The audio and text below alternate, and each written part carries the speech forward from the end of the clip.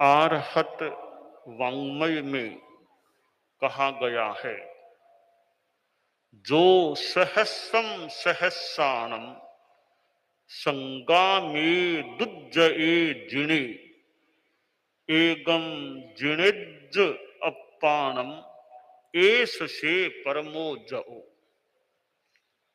दुनिया में हार और जीत की स्थितियां भी बनती हैं। बाहर की दुनिया में कोई चुनाव में हार जाता है, कोई जीत जाता है। न्यायालय में कोई हार जाता है, कोई जीत जाता है। अध्यात्म के क्षेत्र में भी जीत की बात आई है कि एक योद्धा 10 लाख दुर्जय शत्रुओं को या दुर्जय संग्राम में 10 लाख शत्रुओं को जीत लेता है। एक तरफ तो वह शूरवीर आदमी, एक दूसरा साधक आदमी जो केवल अपनी आत्मा को जीत लेता है। दोनों में बड़ी विजय किसकी है? शास्त्र में कहा गया, एगम जिणिज अप्पाणम एस से परमो जौ। एक अपनी आत्मा को जो जीत ले वह उसकी परम जय हो जाती है।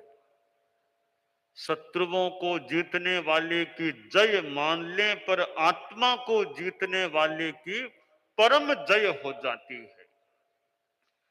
आत्मा हमारे लिए अदृश्य है, वह अमूर्त है। शरीर हमें स्थूल रूप में दिखाई दे रहा है। आत्मा और शरीर अध्यात्म की सिद्धांत प्रणाली में आत्मा अलग, शरीर अलग, यह निश्चय है, यह कथन है। शरीर अस्थाई है और आत्मा स्थायी होती है। शरीर एक दिन विनाश को प्राप्त हो जाता है, आत्मा अविनाशी है। अब एक प्रश्न है कि आत्मा को जीतने की बात तो बताई गई है, आत्मा को कैसे जीता जाए? जीतने का मतलब है कि आत्मा का जो स्वभाव है, स्वरूप है, उसको जिन तत्वों ने विकृत बना दिया है, आवृत कर दिया है, उन तत्वों को दूर करना। विजातीय तत्वों को दूर करने का प्रयास या दूर कर देना, यह आत्मा को जीतना होता है। आत्मा अपने आप में निर्मल है, शुद्ध है, न कोई विकार है, न गुस्सा, न अहंकार, न माया, न लोभ, न राग, न द्वेष। वो एकदम शुद्ध स्वरूप आत्मा का है। उसमें जो ये विकृति आई हुई है, आदमी गुस्सा करता है, अहंकार भी कर लेता है, छलना में भी चला जाता है, लोभ में भी चला जाता है, कहीं राग, कहीं द्वेष, घृणा।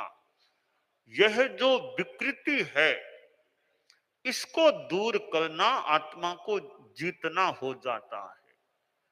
प्रकृति और विकृति, आत्मा की प्रकृति शुद्धता है और विकृति अशुद्धता है।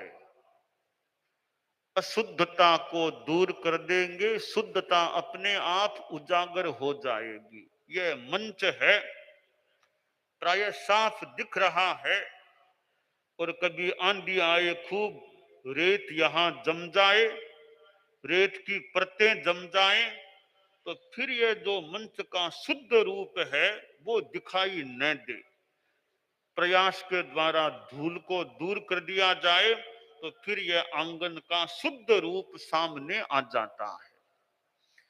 हमारी चेतना का जो प्रांगण है वह अपने आप में शुद्ध है, यानी चेतना शुद्ध है।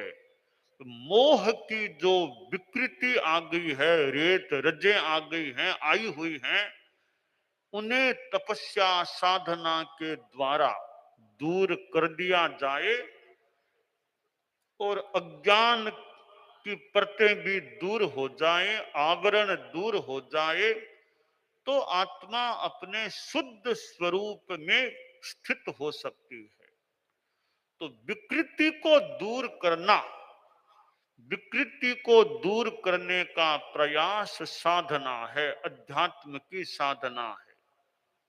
भौतिकता का जगत है, मटेरियलिज्म, इतना भौतिकता चकाचौंध, परंतु अध्यात्म की साधना से जो शांति, जो सुख मिलता है, वह सुख भौतिकता से कैसे मिल सकता है? भौतिक संसाधन हैं, वे आदमी को सुविधा प्रदान कर सकते हैं, सुविधा मिल सकती है, पर भीतरी सुख जे निर्जिन्य से सुहे, निर्जरा से साधना से जो सुख मिलता है, वह भौतिक सुविधा से कैसे मिल सकेगा? जिसके पास संसाधन है, एसी की व्यवस्था है, गर्मी में एसी की व्यवस्था है, अच्छा बंगला, अच्छे और साधन हैं, आदमी सुविधा से रह सकता है।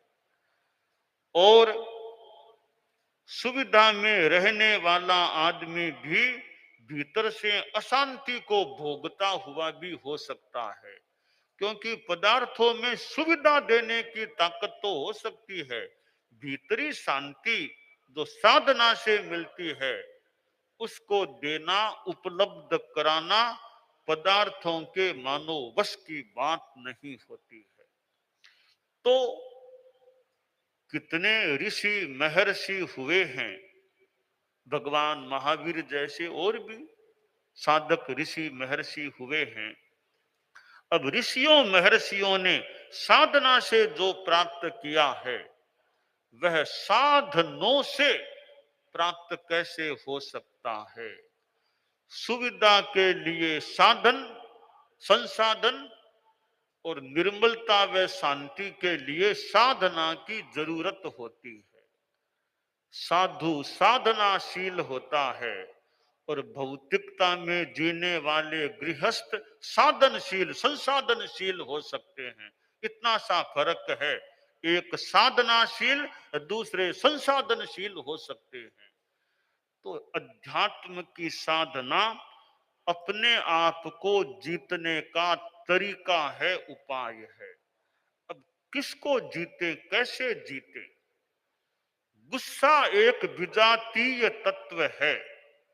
अब इसको, इस परत को हटाना है, इस विकृति को दूर करना है, तो उपशम की साधना, उपशमेण हणे को हम, उपशम क्षमा की साधना के द्वारा गुस्से को, आक्रोश को, क्रोध को जीतने का प्रयास किया जा सकता है।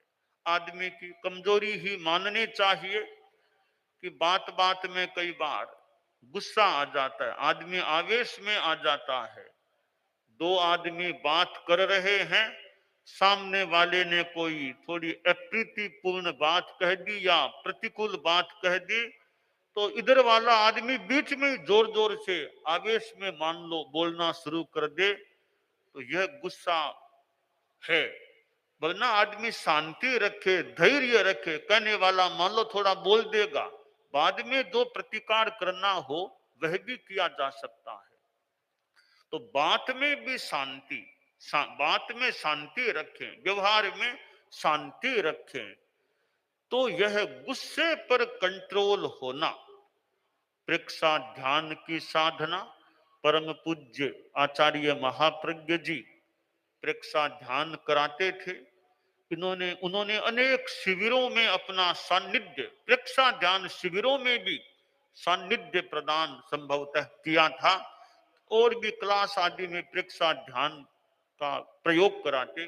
तो यह प्रेक्षा ध्यान एक अनुप्रेक्षा है, स्वाध्याय है, ये सारे साधन विकृति को दूर करने के लिए होते हैं।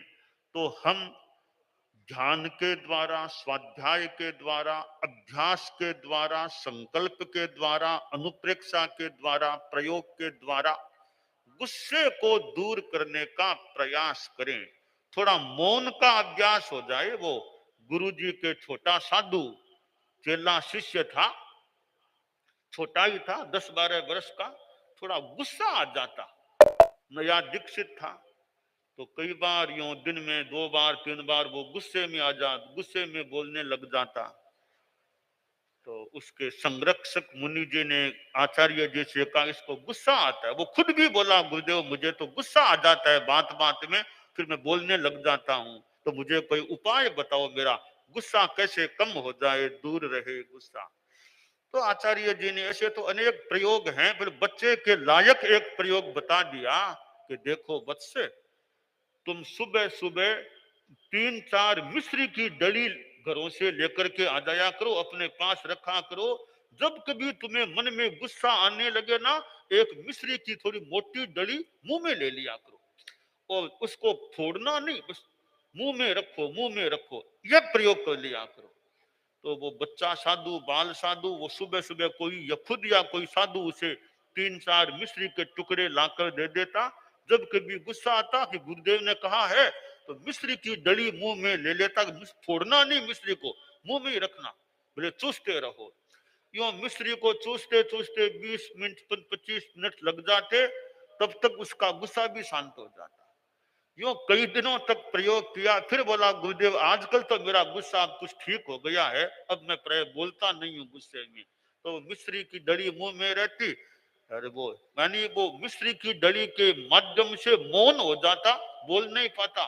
थोड़ी देर में वो भाप भीतर का उफान थोड़ा दूर हो जाता। तो दूध में उफान आता है, थोड़ा सा पानी का छिंटा दिया जाए, उफान शांत।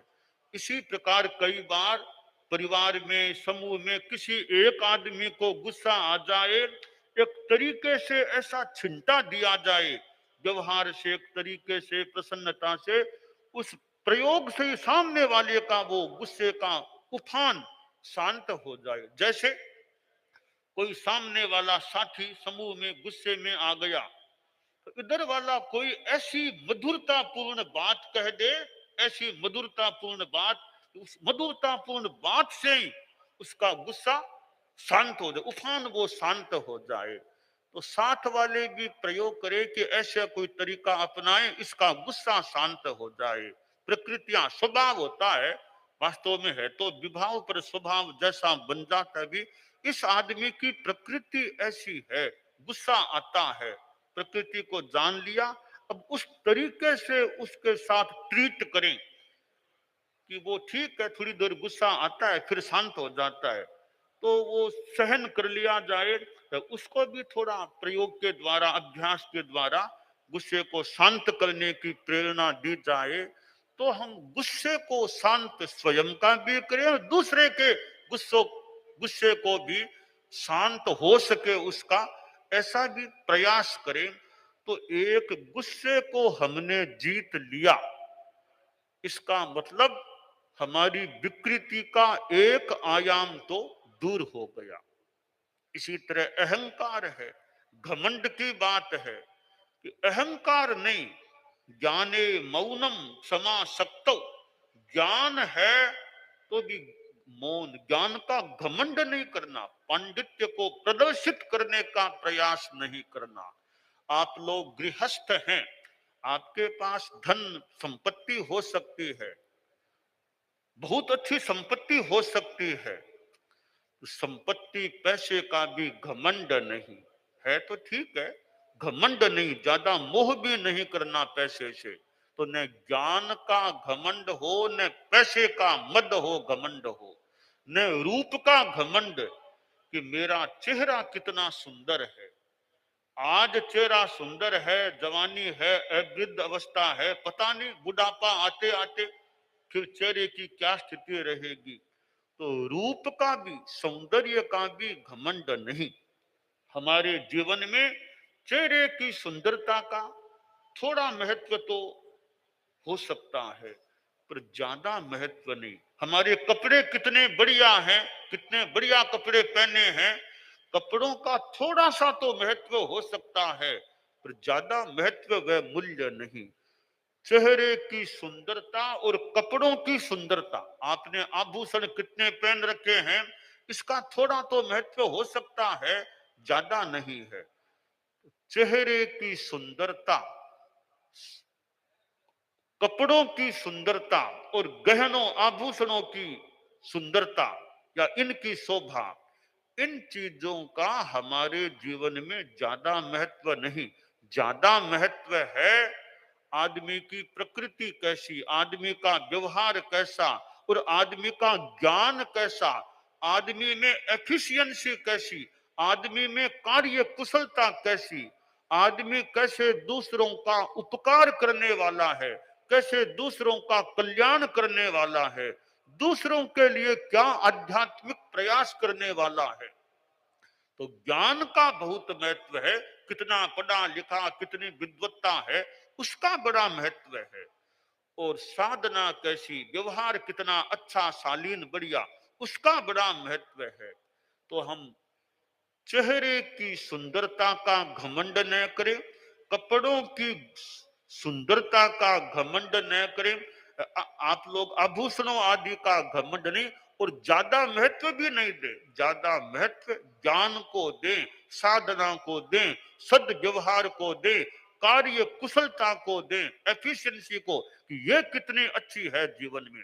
तो जीवन में हम घमंड न करें।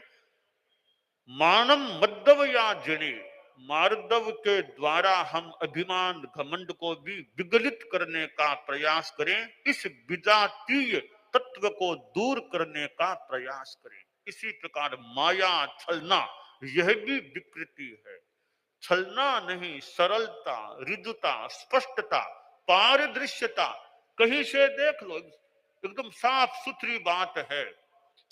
तो छलना, वंचना, धोखाधड़ी, बेईमानी, इनसे बचे आदमी, इस विकृति को दूर रखे, और सरलता के द्वारा मायम तज्जव भावेन, आर्जव भाव के द्वारा हम माया को जीत सकते हैं, छलना की विकृति को दूर कर सकते हैं। आदमी होशियारी है, चातुरी है, दूसरों को ठगने की चेष्टा कर सकता है, पर दूसरों को ठगने की चेष्टा करने वाला सोचे मैं दूसरों को ठगता हूं या खुद की आत्मा को ठगता हूं, खुद की आत्मा को धोखा दे रहा हूं। तो माया छलना की विकृति को दूर करना, अपनी आत्मा को जीतना है।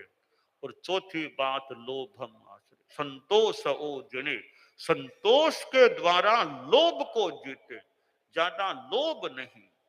अति लोभो न कर्तव्य है। अति लोभ, थोड़ा बहुत तो मान लो आदमी, आप लोग गृहस्थ हैं, लोभ हो सकता, ज्यादा लोभ नहीं करना चाहिए। जो जो लाभ त्यों त्यों लोभ, जहां लाहो तहां लोहो। लाभ होता है तो भी लोभ की चेतना ज्यादा न बढ़े, संतोष धारण करने का प्रयास हो। यह संतोष के द्वारा, संतोष की अनुप्रेक्षा, संतोष का संकल्प, संतोष पूर्ण व्यवहार, इसके द्वारा लोभ की विकृति को दूर करने का प्रयास करना चाहिए। तो गुस्सा, अहंकार, माया और लोभ, इन चारों विकृतियों को आदमी दूर कर दे, पूर्णतया दूर कर दे, क्षीण मोह गुण स्थान को प्राप्त कर ले, तो मानना चाहिए प्राय अंशों में उसने अपनी आत्मा को जीत लिया है। एक मोहनीय क्रम मूल है, उसको नष्ट कर दिया तो मूल विजय मिल गई। फिर तो ज्ञानावरणी आदि बहुत जल्दी नष्ट होने वाले हैं, और फिर चार अघाती कर्म भी क्षीण होने वाले हैं। तो 8 कर्मों में जो मोहनीय कर्म है, बस इसको जीत लेना, इसको क्षीण कर देना, एक प्रकार से आत्मा को जीत लेना होता है।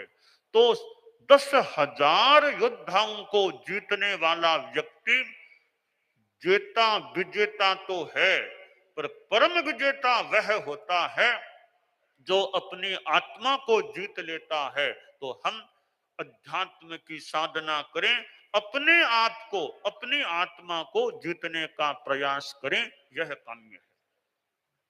दानान शिष्ठम अभयकयानम सच्चे सुया अणवज्जं वयन्ति तवेशुया उत्तम बंभचेरम लोगुत्तमे समणेनाय पुत्ते।